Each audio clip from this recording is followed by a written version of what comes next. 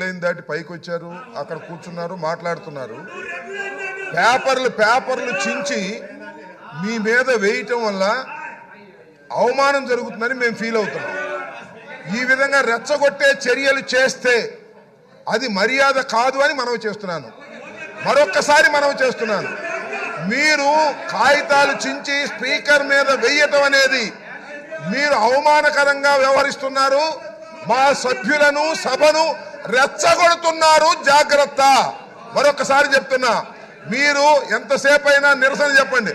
మీరు ఇక్కడ కూర్చుని ఎవరు లేరని కాదు, ఊరికి కాగితాలు చింపి స్పీకర్ మీద వేసి అవమానకరంగా మాట్లాడటం, అవమానకరంగా జెక్చర్స్ ఇవ్వటం పట్ల తీవ్ర నిరసన వ్యక్తం చేస్తున్నాం. మీరు మర్యాద తప్పుతున్నారు, సభా సాంప్రదాయాలు తప్పుతున్నారు. ఇలా సభా సాంప్రదాయాలు తప్పితే మేము కూడా తప్పవలసి ఉంటుంది అనేది గుర్తుపెట్టుకోండి.